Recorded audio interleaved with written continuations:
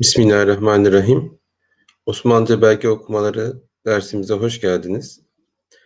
Bu hafta okuyacağımız belge ilk olarak bir mahzar türü belge olacak.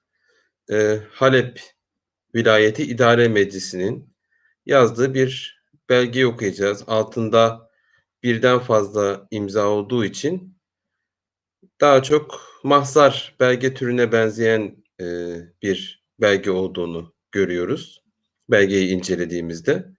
Süleyman Şah Türbesi ile alakalı eskiden Caber Kalesi'nin yakınında bulunan Süleyman Şah Türbesi hakkında bir belge. Tabii daha sonradan baraj yapılınca bu türbe ne yazık ki oradan taşınmak zorunda kalmış. Aslında eskiden orijinal hali türbenin Caber Kalesi'nin hemen yanı. Belgeyi okuduktan sonra o dönemki resimlere de bir göz atma imkanımız olacak. Öncelikle belgeyi okumaya başlayalım. Ben belgeyi daha da büyüteyim.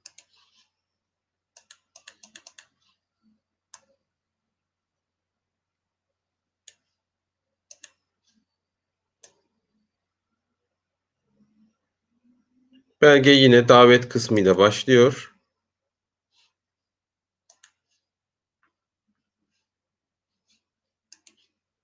Burada görüyoruz. Bismillahirrahmanirrahim. Şurada Halep vilayeti Ha, Lam, B, Vav, Lam, Elif, Y, T, Y, İdare Meclisi. Elif, Dal, Elif, Ra, He, Mim, Cim, Lam, Sinye, Meclisi. Burada adet. Zaten bu tarz belgelerin tamamında bu kısmı görebiliyoruz. 208 sayısının 208 olduğunu görüyoruz. Burada da gideceği kurum Halep Vilayeti İdare Meclisi Dahiliye Nezaretine yazmış. Dahiliye Nezareti Celilesine Dal, Elif, Hı, Lam, YH, Dahiliye, Nun, Z, Elif, Ra, T, Nezareti, Cim, Lam, Y, Lam, H, Sin, Nun, H, Dahiliye Nezareti Celilesine, yani günümüzde İçişleri Bakanlığı'na denk geliyor. Hulasa, bu sol köşede belgenin özetinin yazıldığını görüyoruz. Hı, Lam, Elif, Sad, H ve altında belge neden bahsediyor? Onu kısaca, günümüzdeki resmi belgelerde konu kısmına denk gelen bölüm burası. Caber Kalesi'nde Define-i Hak bulunan Süleyman Şah Hazretleri'nin türbeleri hakkında. Cim, Ayın, Bera, Caber, Kaf, Lam, Ayın, He, Sin, Nun, Dal, He, Kalesinde, Dal, F, Nun, Defini, Hı, Elif, Kef, Hak, B, Vav, Lam, Nun, Elif, Nun bulunan, Sin, Lam, Ye, Mim, Elif, Nun, Süleyman, Şın, Elif, He, Şah, Süleyman Şah, Ha, Dat, Ra, T, Lam, Ra, Ye, Nun, Kafinoni Hazretleri'nin T, Ra, B, H, Lam, Ra, Ye türbeleri Ha, Kaf, Nun, Dal, He hakkında. Cebel Kalesi'nin hemen yanındaydı Süleyman Şah. Süleyman Şah bilindiği üzere Ertuğrul Gazi'nin babası. Yani Osmanlı padişahlarının bilinen, meşhur, en eski atası, türbesi de bilinen en eski atası olarak görülüyor. O yüzden Osmanlı padişahları için de tabii ki onun türbesi önemli bir yere sahipti ve aynı zamanda bizim, yani, bugün Anadolu topraklarında, bulunmamızı sağlayan, eee, o dönem için beylerden bir tanesiydi. Halep vilayeti mülhakatından Rakka kazasına 8 saat mesafede, tabii Halep'e bağlı Süleymanşah Türbesi'nin olduğu yer, Halep vilayetine bağlı Rakka ilçesi o dönem için. Tabii bugünümüzde Rakka daha büyük bir yer olabilir, yani şehir büyüklüğünde olabilir ama o dönem için Halep'e bağlı bir ilçeydi, ilçe konumundaydı. Ha, lam, be, Halep, vav, lam, elif, y, t, y vilayeti, mim, lam, ha, kaf, elif, t, nun, dal, nun mülhakatından ra, kafe, rakka,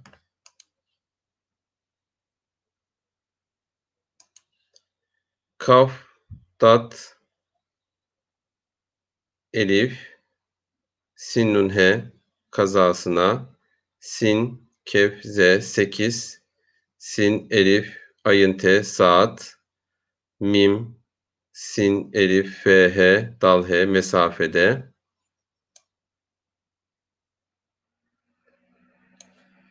Caber Kalesi'nde Ceddi Emcedi Hazreti Padişahi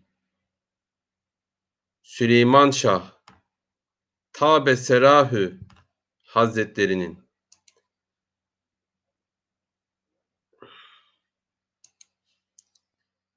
Cim, ayın berra, Caber, kaf, lam, ayın he, sin, nun, dal, he kalesinde Cim, dal, elif, mim, cim, dal, ceddi, emcedi, ha, dat, rate, hazreti, p, elif, p'nin noktası burada, dal, şın, elif, h'ye, padişahi, sin, lam, mim, sin, lam, ye, mim, elif, nun, şın, elif, he, Süleyman Şah, t, elif, b, s, ra, elif, he, tabe serahü, ha, dat, ra, te, lam, ra, ye, nun, kâf nûni Hazretlerinin,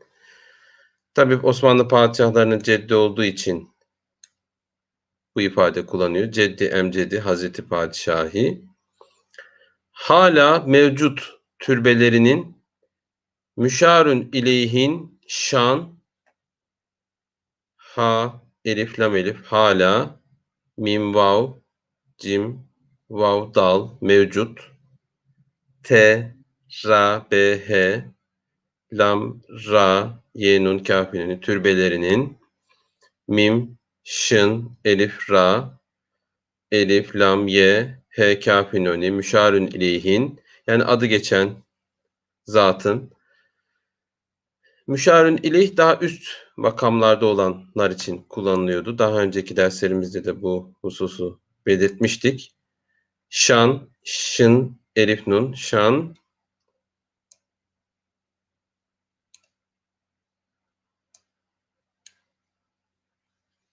Ve şerefiyle katiyen gayrimünasip bir halde bulunduğu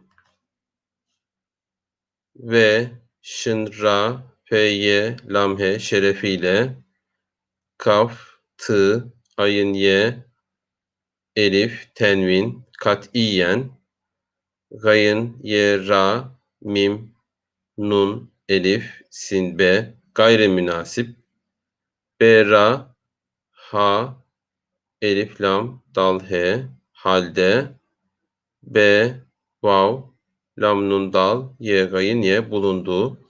Yani Süleyman Şah Hazretleri şan ve şerefiyle türbesinin mevcut bulunan harap hali buna uygun değil deniyor. Ona göre tamir edilmesi istenecek. Tabi bu belgenin tarihini de belirtelim. 19 Şevval 1328 yani 24 Ekim 1910 tarihli.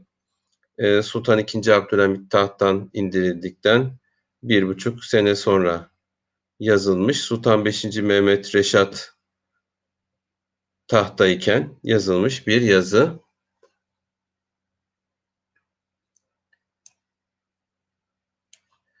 Kazai mezkür kaymakamlığından bildirilmiştir.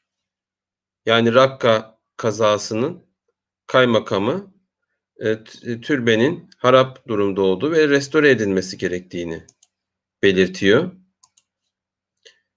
Kaf, tat, elif, hemze, kazai, mim, z, kef, vavra, mezkür, kaf, elif, hemze, mim, kaf, elif, mim, lam, gayın, nun, dal, nun, kaymakamlığından, b, y, lam, dal, ye, ra, lam, mim, şın, dal, ra bildirilmiştir. Adı geçen Rakka kazası kaymakamlığından bildirilmiş Halep valiliğine. Hanedan-ı Saltanatı Osmaniye'nin en büyük pederi olan bir zatı Sütude Simat'ın Hı elif nun da dal elif nun hanedanı sin lam tı nun te saltanatı ayın se mim elif nun ye he nun kâfinoni Osmaniye'nin elif kâfinoni en b ye vav kef büyük p dal ra ye pederi elif vav lam elif nun olan berra zel elifte bir zatı sin te vav dal he sütude sin mim elif te kâfinin sütude simatın yani övülmeye değer bir zat olan ve aynı zamanda Osmanlı hanedanının da en büyük pederi olan yani Süleyman Şah'ın Ertuğrul Gazi'nin babası olarak ve Osman Gazi'nin de tabi dedesi olarak Osmanlı hanedanında en büyük pederi olarak burada da gördüğümüz gibi ifade ediyor belgede de. Türbelerini havi binanın dahilen ve haricen kadim tarzı mimaride olarak tamiri ile terra bh lam ra ye nun ye türbelerini ha elif vav ye havi b nun elif nun kaf nuni binanın o türbeyi içeren binanın tabi kalenin içinde değil kalenin kenarında dal elif hı lam elif tenvin dahilen ve hı elif ra cim elif tenvin haricen hem içi hem dışı kaf dal ye mem mim kadim tı ra ze tarzı mim ayın mim elif ra ye dal he mimaride yani o eski tarz mimaride tekrardan tamir edin, restore edin deniliyor. Eski mimari tarz burada kullanılsın diye de talepte bulunuluyor. Elif, vav, lam, he, ra, kaf olarak T, ayın, mim, ye, ra, ye, tamiri, elif, ye, lam, he ile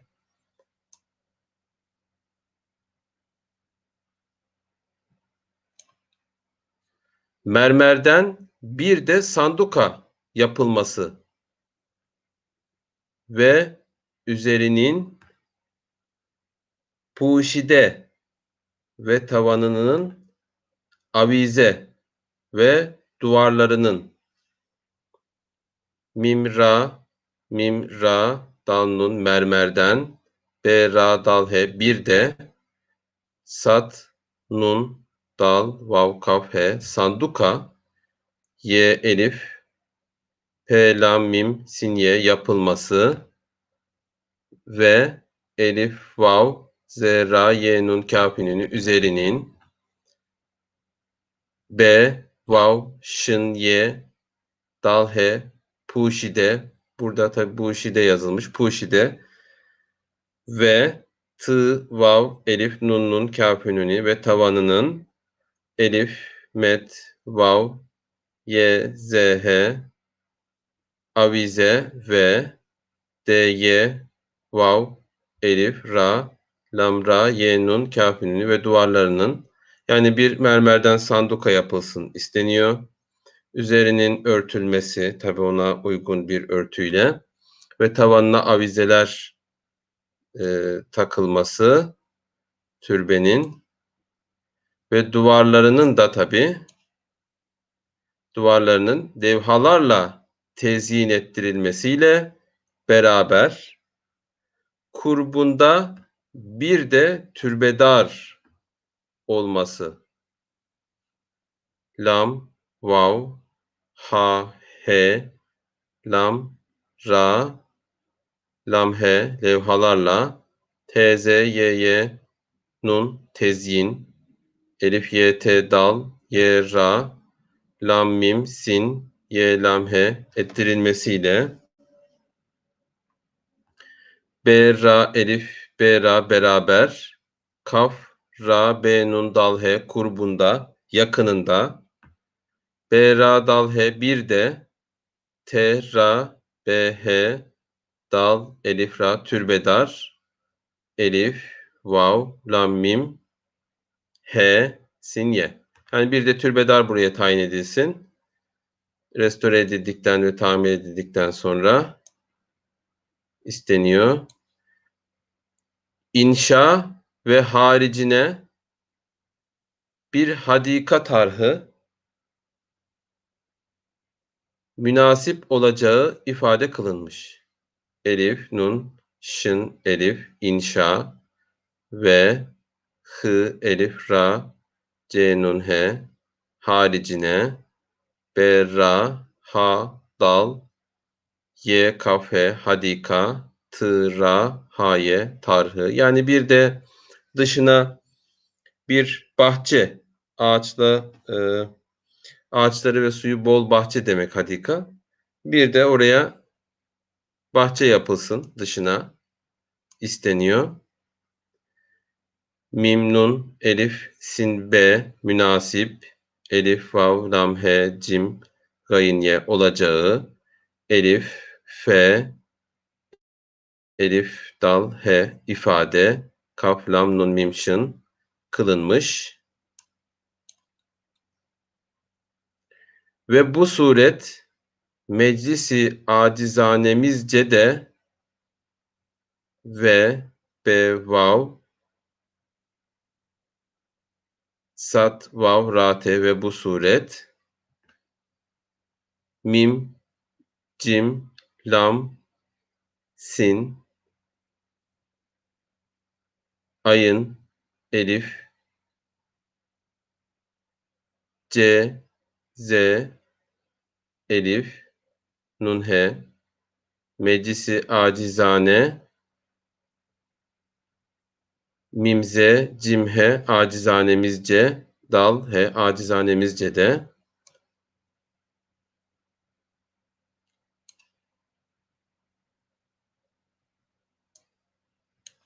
münasip görülmüş ise de bu tamirat ve sairenin icrası için mim nun elif sin be münasip kef vav ra lam mim şın görülmüş elif Y, sin he, dal he ise de B, vav, T, ayın, mim, Y, ra, elif de bu tamirat ve sin, elif, hemze, ra, he, nun, kâf, nuni vesairenin elif, cim, ra, elif, sin, ye icrası, elif, ye, ç, vav, nun icrası için yani bu tamirat ve diğer yapılacak işlerin yapılabilmesi için vilayet evkaf dairesi bütçesinde bir karşılık olmamasına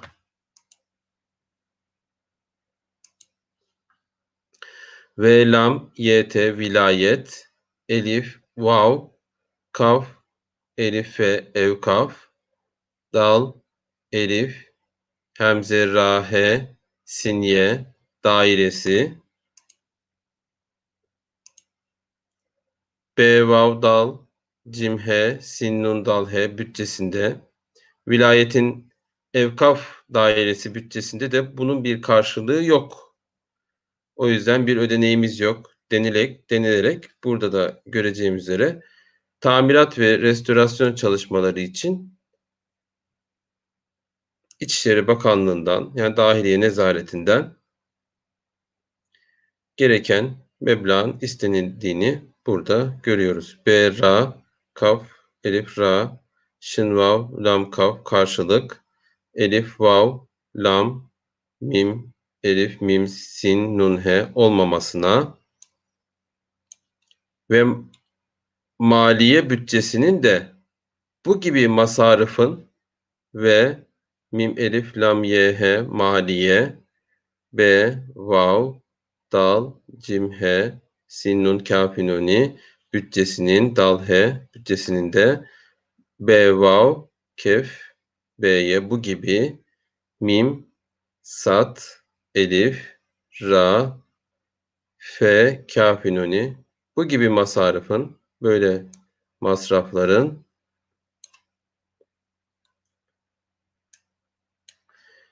tevsiyesine gayrı müsait idüğü derkâr bulunmasına binaen T, sin, vav, yh, sin, nun, he tesviyesine yani bunun ödenmesine bu tamirat için gereken bedelin ödenmesine gayın, ye, ra, gayrı, mim, sin, elif, ayın, dal, müsait, elif, ye, dal, vav, kef, ye, idüğü, dal, ra, kef, elif, ra, derkâr, açık, belli, aşikar, B, vav, lam, nun, mim, sin, nun, he bulunmasına, B, nun, elif, hemze, tenvin, binaen,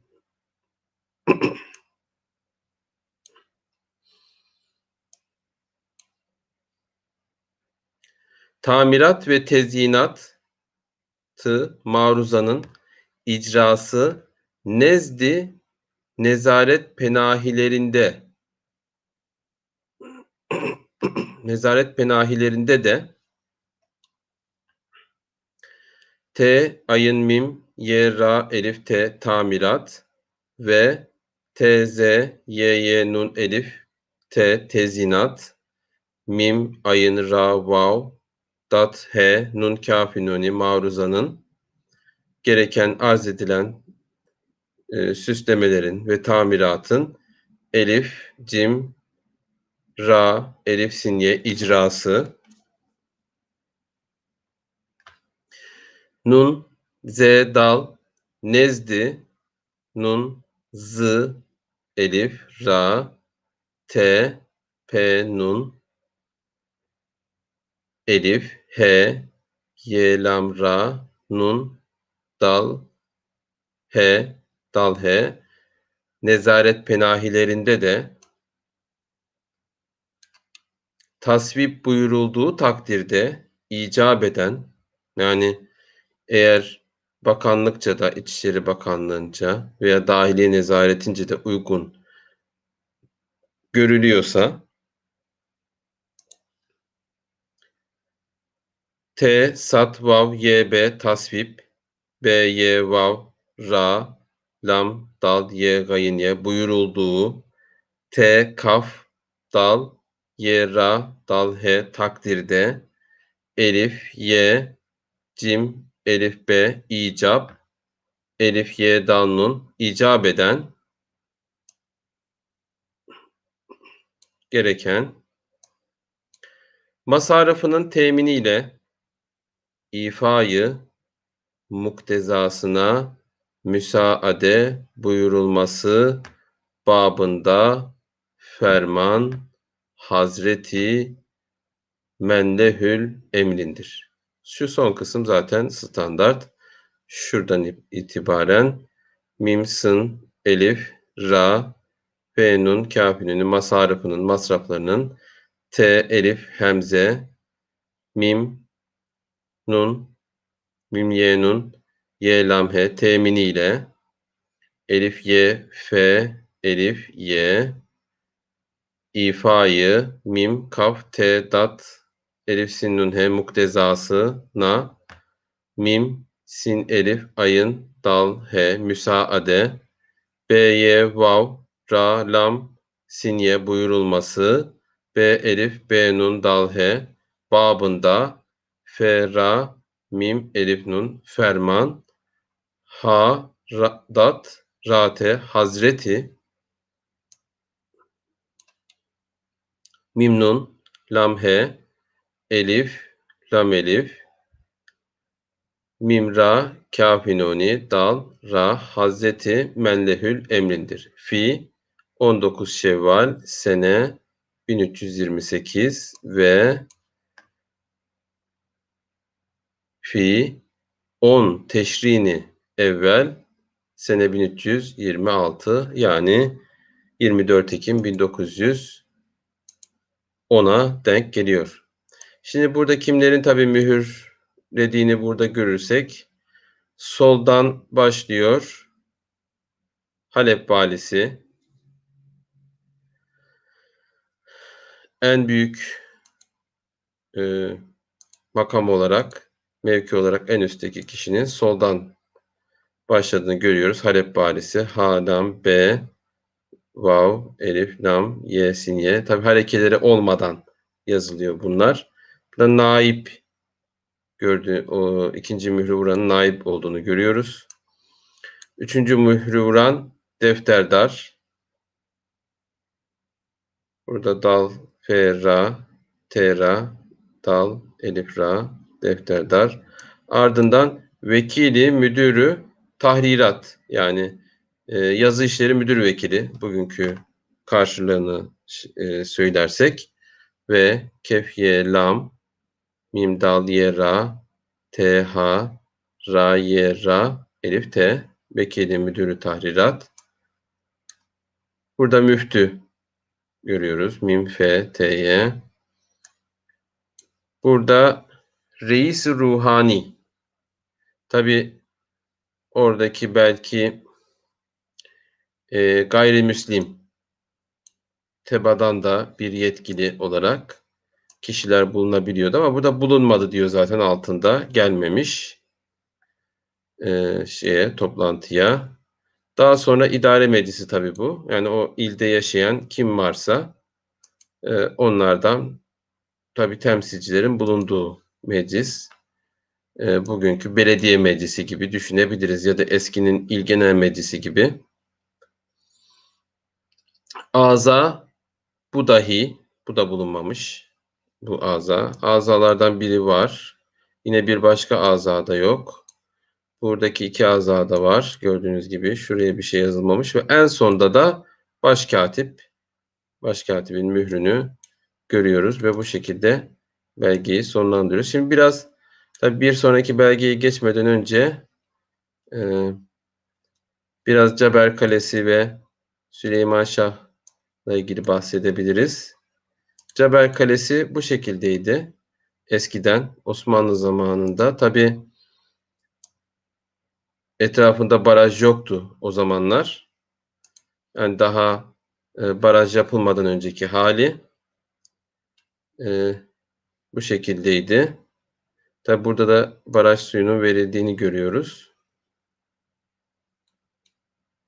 Süleyman Şah Türbesi de bu şekilde kalenin yanındaydı. Ve tabii Türkiye toprağı olarak görülüyordu. Yani Suriye'nin elimizden çıkmasından sonra bile Türkiye toprağı olarak görülüyordu. O açıdan önemli bir yerdi bizim için. Fakat baraj suyu buraya gelince bu da kalenin içindeki bir sarayın kalesi. Yani önemli bir kaleydi aslında eskiden. E, Etrafı yine bu şekilde baraj suyuyla dolunca tabii türbede sular altında kaldı. Yine başka bir açıdan bakacak olursak kaleye, e, yine kalenin farklı bir taraftan görüntüsü. Daha sonradan ikinci yerine taşındı türbe. Buraya taşındı. Fakat tabii Suriye'de karışıklıklar başlayınca da şimdiki mevcut üçüncü yerine taşındı. Burada da ikinci halini görüyoruz türbenin. Bu türbenin olduğu yer Türk toprağı olarak kabul ediliyor uluslararası hukuka göre. Tabii aslında orijinal yeri şu resimde de görüldüğü üzere Caber Kalesi'nin hemen yanıydı. Baraj yapılmadan önce. Şimdi ikinci belgemizi tabii kelime kelime okuyacağız. Harf harf değil. Biraz daha öncekine göre daha hızlı okuyacağız. Bu arz tezkiresi hamişine irade dediğimiz, yani sadrazam tarafından verilen bir arz tezkiresinin altına padişahın iradesinin başkatip tarafından, mabeyin başkatibi tarafından yazıldığı belgelere deniyor. Bu belgede şurada gördüğümüz gibi mim ifadesi kullanılıyor. Bu mim malum demek. Yani bu tezkireyi yazan sadrazam. Onun için sadrazam buraya bir daha imzasını e, atmıyor veya mührünü basmıyor. Yani bu dönemler, bu belgenin tarihine baktığımızda tabii daha eski dönemler, Sultan II. Mahmut döneminden kalma bir belge. Tabii o dönemler için veya Sultan Abdülmecit dönemi için oralara mim konulduğunu görüyoruz.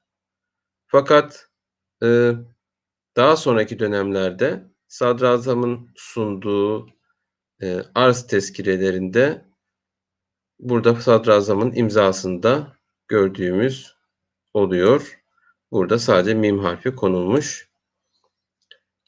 Şimdi şuradan başlayalım. Burada sadrazamın mabeyn başkatibine tabii seslenişi, el-kap kısmı. Eğer ki mabeyn başkatibi sadrazamdan büyükse, küçükse yaş olarak oğlum ifadesi de kullanılıyor. Fakat burada öyle bir ifade kullanmadığını görüyoruz. Şurada da tabii sadrazam mabeyn başkatibinden yüksek olduğu için maruzu çakeri kemineleridir diye başlıyor. Mabeyn başkatibinin sadrazama seslenişi, ama sadrazam da mabeyn başkatibine seslenirken şimdi okuyacağımız ifadeleri kullanıyor el-kap kısmında. Veliyül himema, kerimü şiyema, devletlu, inayetli, atıfetli,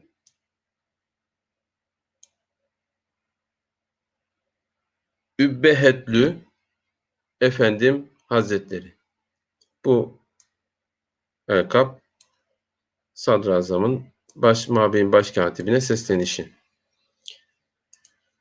Haremi şerifi saadet redifi Hazreti Nebevi Babüsselam'ı, yani Peygamber Efendimizin Medine'deki türbesinin bulunduğu, orada yattığı Peygamber Efendimizin şu an kabrinin bulunduğu Mescid-i Nebevi'den bahsediyor. Onun Babüsselam isimli kapısından bahsediyor.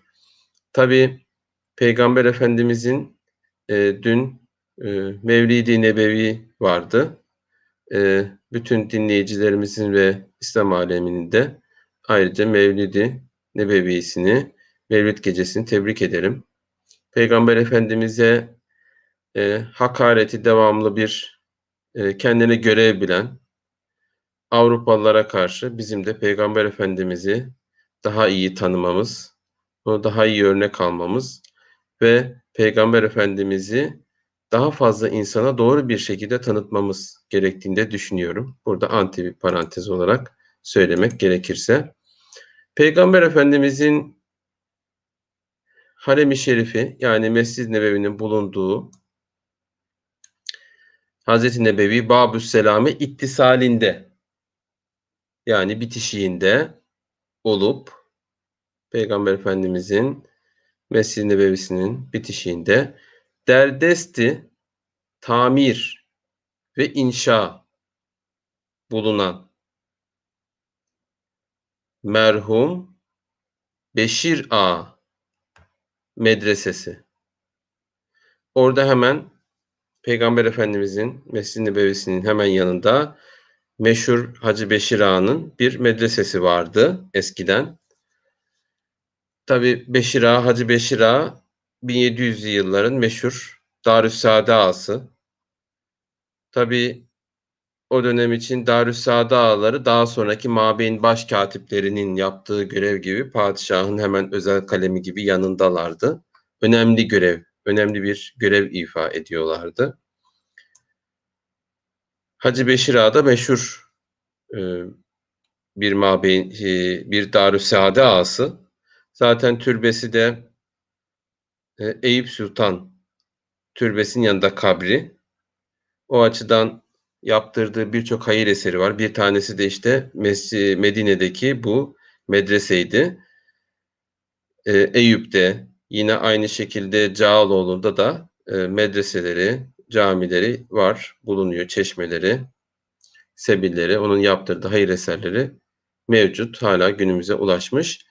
Beşir Ağa Medresesi dershanesinin duvarı tahtında, duvarının altında. Tabii şimdi tamir edilecek medrese. Medresenin ders yapılan kısmının duvarın altında tamir esnasında bir şey ortaya çıkıyor. Bakın, zuhur ederek bit taharri, ahz ve hıfz olunmuş olan atik altınların. Yani eskiden tabii şöyle bir gelenek varmış.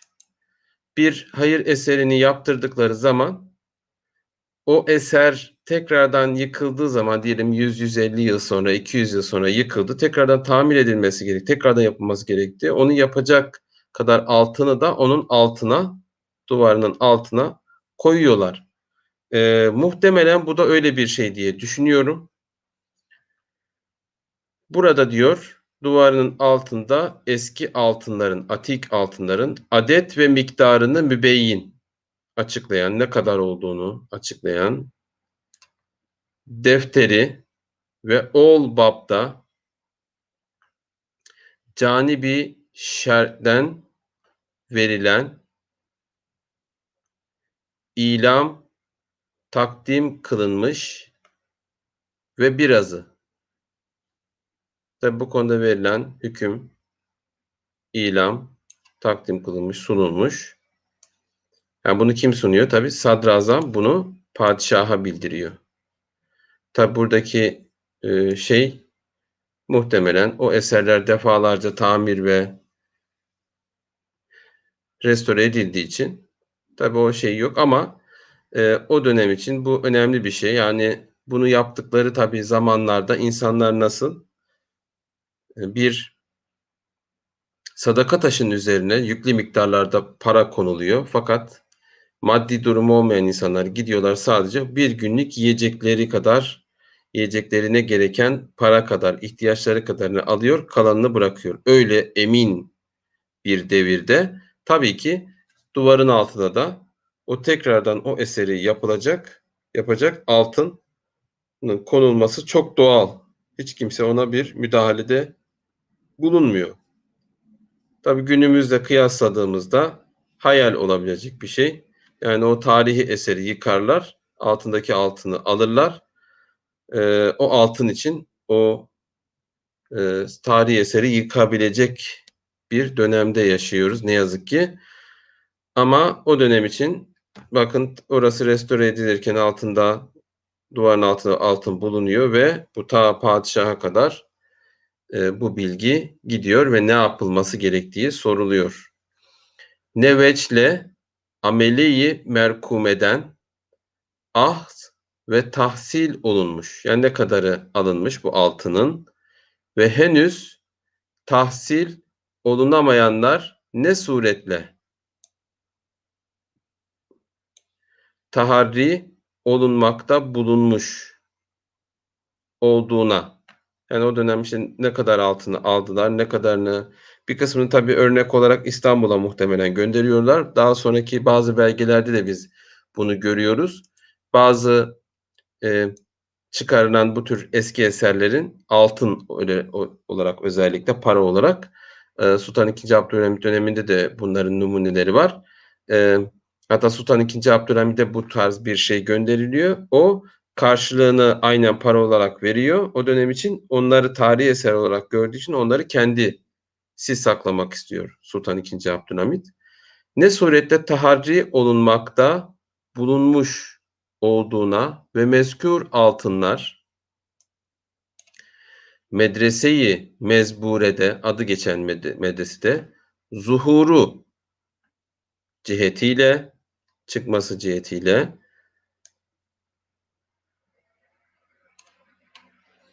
hazineyi celileyi Hazreti Nebevi'ye ait olacağına yani ne deniyor? Sonuçta Hacı Beşir Ağa Mescid-i Nebevi'ye vakfetmiş o medreseyi.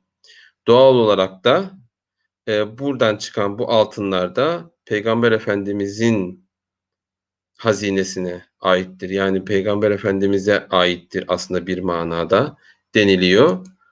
O açıdan dokunulmayacak altınlar. Yani yine oradan çıkan o altın oraya harcanacak. Nebevi'ye ait olacağına ve meskûkât-ı atikadan yani o eski madeni paralardan bulunduğuna binaen bedeli bazı makamat-ı mübareke yani oradaki yine Peygamber Efendimizin Mescid-i Nebevisine yine o medreseye harcanacak oraların tamiratını mübareke tamiratı kusuru masarıfatına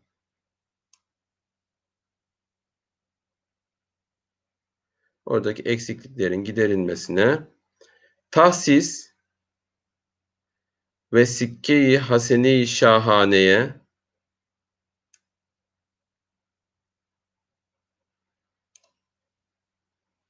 tebdil olunmak. Yani ne yapılacak? Karşılığında mevcut parayla değiştirilecek ve o mevcut para da oraya harcanacak. Yani orada çıkan altın değeri neyse altın olarak oraya harcanacak olunmak ve Surre-i Hümayun'un muavedetiyle yani geri dönerken Surre-i Hümayun e, Medine'ye Mekke'ye gönderilen o hediye kafileleri geri dönerken bu tarafa gönderilmek üzere iktizasının yani onun karşılığına gelen parayı oraya harcayacaklar ama oradaki o altınlar sonuçta tarihi eseri oldukları için onlar İstanbul'a gönderilecek. Bu tarafa gönderilmek üzere iktizasının icrası, iltimasına dair Şeyhül Haremi Hazreti Nebevi oradaki Mekke şeyhi, Mekke Medine şeyhi yani daha doğrusu Medine'nin şeyhi Atufetli Şerif Paşa Hazretleri ile yani Mekke Medine'nin şerifi Şerif Paşa Hazretleri ile Haremi Şerif Müdürü İzzetli Ferit Efendi'nin Evkaf-ı Hümayun Nazırı Atufetlü Hasip Paşa Hazretleri canibine tevarüt eden bir kıta tahrirat. Tahriratı müşterekeleriyle Sudur'dan ve Medine-i Münevvere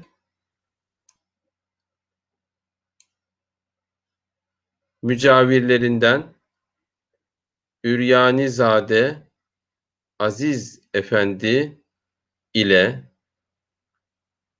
Medine-i Rahmeti Define-i Meskure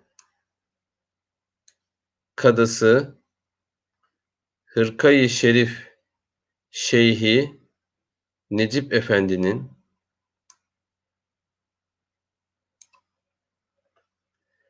irtihali dar-ı beka eylemiş oldukları ifadesine mütedair. Tabi burada sadece o konu değil, şimdi diğer bir konuya geçti. Yani orada bulunan Hacı Beşir Ağa medresesinin duvarının altında bulunan altınlardan başka bir konuya geçti. Ayrıca birkaç hususu padişaha arz ediyor sadrazam. İrtihali dar-ı beka eylemiş oldukları ifadesine mütedair Şeyhül Harem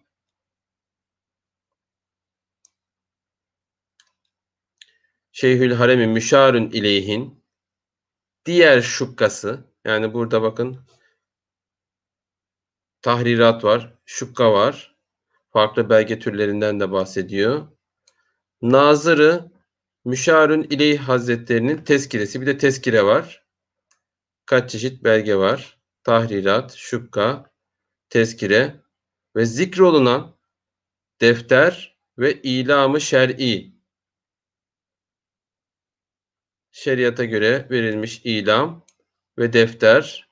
Tabi az önceki hususları belirten şer'i ile beraber manzuru, ali'i, cenabı,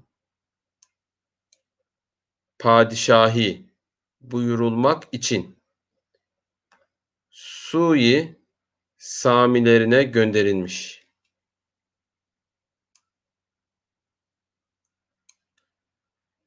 Ve tezkire-i merkume mealine ve tahriratı müşterekine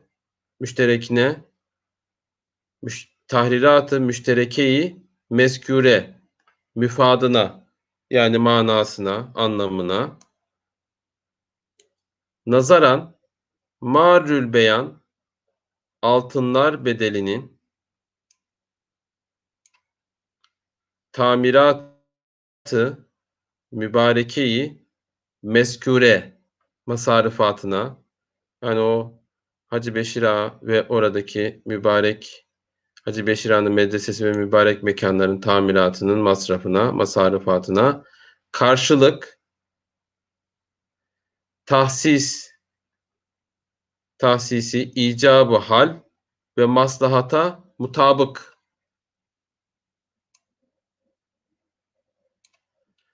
görünmüş olmakla, hani ben böyle gördüm bunların harcanmasını da, ancak tabii ki bunu padişaha sunuyor. Yani padişah da bunu uygun görecek mi? Olmakla. Ol veçle tesviye-i iktizası muvafıkı irade-i seniye-i Hazreti Hilafet Penahi buyurulur ise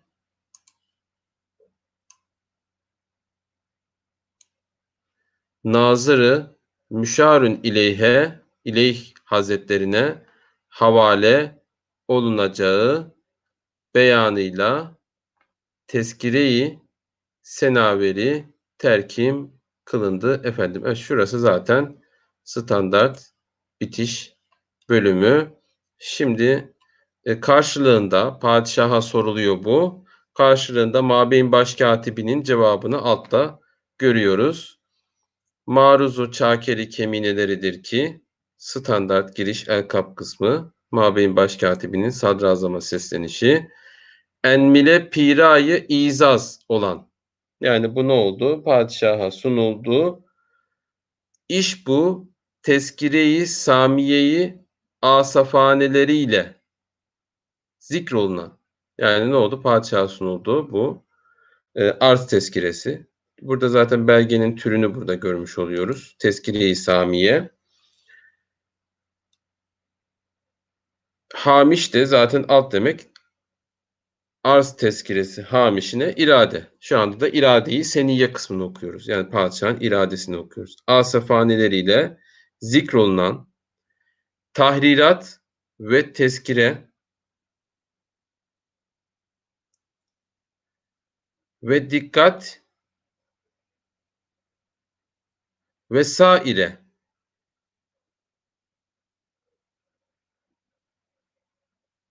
manzuru şevket mevfırı Hazreti Şahane ve meal ve müeddaları malumu Ali-i Cenabı Mülükane buyurulmuş. Yani buradaki hem manalarını biz söyledik hem buradaki hususları anlattık. Padişaha bildirdik. Padişahın bilgisi oldu. Padişah gördü bunları ve vakıa mezkür altınlar bedelinin karşılığının tamiratı mübarekeyi mezkure masarıfatına, oradaki mübarek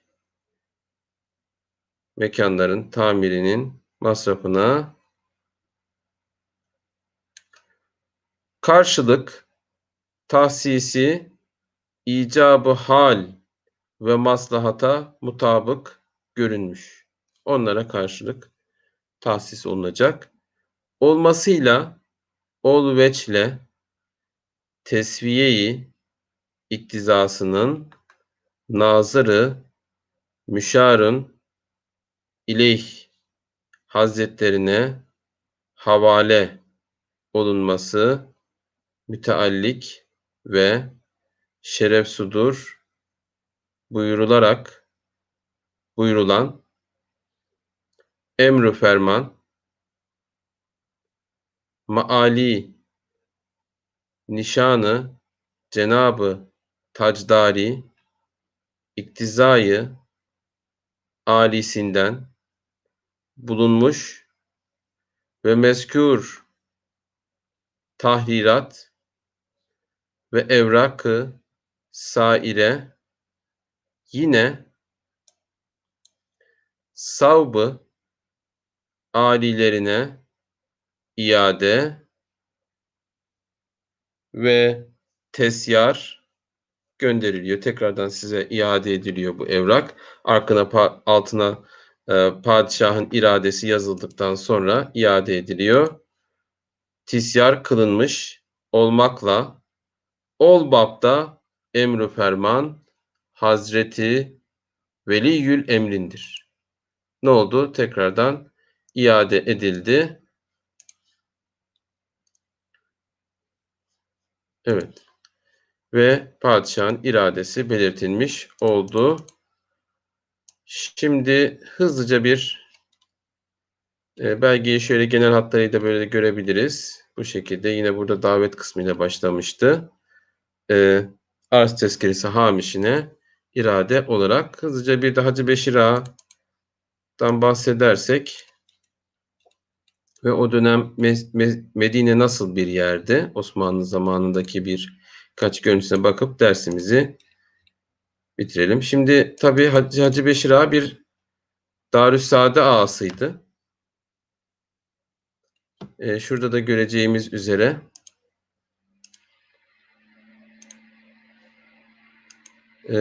Darüssaade ağaları genelde siyahi kişilerden seçilirdi. Tabii hadım ağa da deniliyor veya tavaşi ağa da deniliyor. Onlar padişahın en yakınındaki bir nevi özel kalem müdürleri gibi ama, Hacı Beşir Ağa meşhur bir ağa. Meşhur bir Darüssaad ağası. Zaten renklerinin, minyatürlerde de daha koyu yapılmasından, biz onları, bu minyatürlerden de fark edebiliyoruz. Padişahların hemen yakınında bulunurlardı. Buradaki resimlerde de görebiliyoruz, minyatürlerde de.